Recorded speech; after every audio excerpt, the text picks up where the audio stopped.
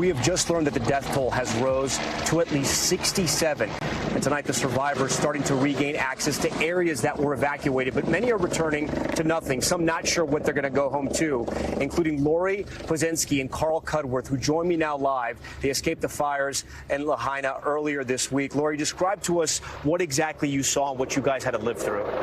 Oh, well, early in the morning, about 8 o'clock, there was a small fire up Lahaina Luna Road.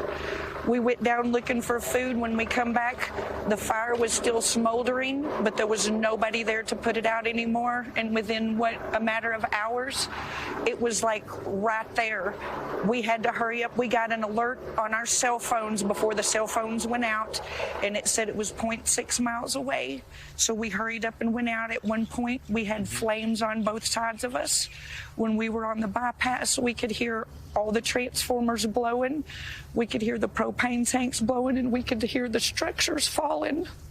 Did you guys hear at any point sirens? They're saying they never alerted, they never activated that system. You never heard sirens. No. You did get an alert on your phone. Right before they went out. But by that time, it was too late?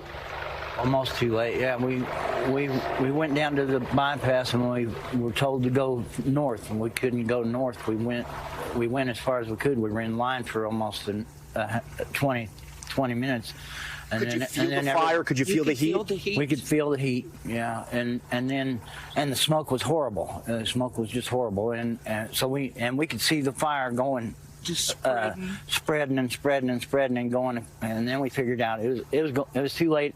It's going across the highway, and we had to turn around. So we turned around, back through the fire, a little bit of the fire. It wasn't real bad, but there was some fire on both sides of the highway at that point. And then we went down the road. We went and. We parked on the side of the road like so many hundreds of cars until we could see it getting closer, and we'd go further down the road. And everybody was doing that. We actually ran into some people who we knew after the third time we...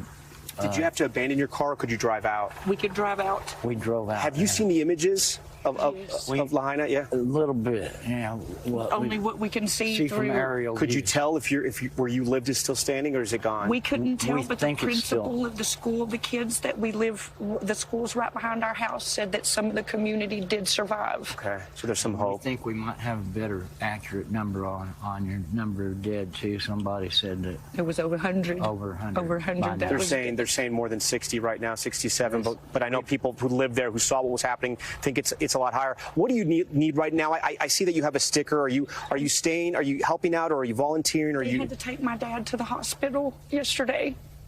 It was totally unrelated. It was it was nothing related. What do you think the people of Maui need right now, if you're speaking to the viewers across the country? Right now, jobs is one thing for everybody who lost them. We need to have a way to pay our bills the next month. Everybody on the Lahaina side, nobody has anything. There's no jobs to be had. They're going to need everything they can get. If we do have a house, we're going to try to clean the soot out and give as many people a place to sleep as we can. So they need to expedite regrowth there as quickly as possible. They can't sit on their laurels like they always do. They take time.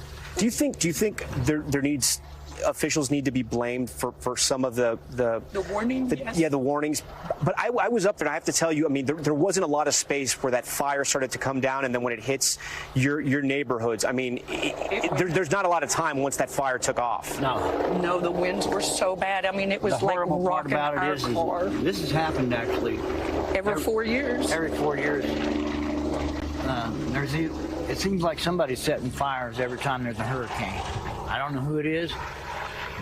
But they better stop it. You know, they should have been. They found them a few times. They found them one year, and they didn't charge them with all the attempted murders that I think they should have been charged. But yeah, there was no emergency system, and most people, their phones were gone before they could get it. We're so sorry you guys are suffering like this, and we hope that this area and all of Maui gets the help it needs. We thank you for joining us tonight. I'm heartfelt for everybody up here. It's a sick human being who starts a fire in a hurricane. That's all I got to say about that. Everybody, they just need jobs, food, and clothes. Everybody everybody all over the island. Okay. Thank you so much for joining us. I appreciate it. Thanks for watching our YouTube channel. Follow today's top stories and breaking news by downloading the NBC News app.